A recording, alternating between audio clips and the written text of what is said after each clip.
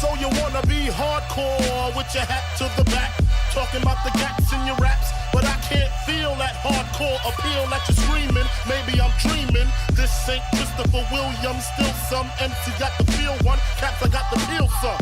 To let niggas know that if you fuck with big and heavy, I get up in that ass like a wedgie. Says who? Says me, the lyrical. Niggas saying Biggie off the street, it's a miracle. Left the drugs alone, took the thugs along with me. Just for niggas acting shifty. Sticks and stones break bones, but they gotta kill you quicker.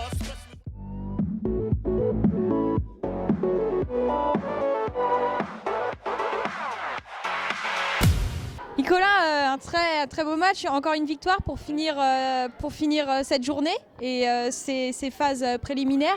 Qu'est-ce que tu en as pensé ? On a fait un bon match, même si l'adversaire il était un peu plus faible que nous, on peut le dire. On a peut-être un peu manqué de respect en me faisant rentrer sur le terrain vers la fin, mais je voulais marquer mon but, j'ai pas réussi, c'est pas grave. C'est ce que j'allais dire justement, toi t'es gardien, on t'a vu finir joueur, qu'est-ce qui se passe ? Tu penses à changer pour les playoffs ou... Non, pas du tout, c'était juste pour s'amuser un petit peu vu que c'était le dernier match. Essayer de mettre un petit but au compteur, ça n'a pas marché, c'est tout, c'est comme ça. Alors c'était votre dernier match avant les playoffs. Quelle petite rétrospective tu pourrais nous faire sur votre progression, sur ton équipe ? Un début de saison assez compliqué, on avait du mal à commencer les matchs correctement. On s'est fait avoir plusieurs fois avec un score en notre défaveur à la mi-temps. Je pense notamment à Yann System où on perdait 2-0 à la mi-temps. Maintenant on s'est amélioré avec les entraînements tous les mardis soirs. Et puis en ayant toujours le même noyau dur au sein de l'équipe, on a su progresser et puis prendre tout le temps les devants à la fin des matchs.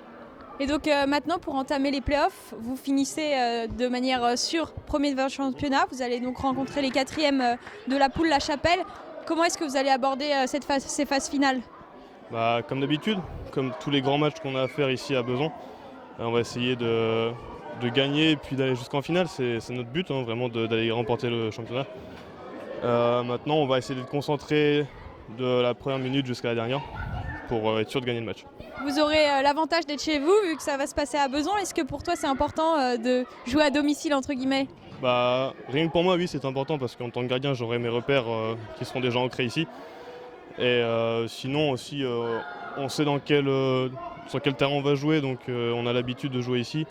C'est important aussi de se sentir bien pour les matchs. Et on se retrouve en phase finale et reposez-vous bien en attendant. Merci. Un match qui a été un peu difficile aujourd'hui, vous avez joué contre les premiers du championnat. Qu'est-ce que tu en as pensé de ce match ? C'était un match difficile, on le savait en arrivant ici. On jouait contre les premiers, donc on savait que ça allait être une belle leçon technique qu'on allait prendre en face aussi.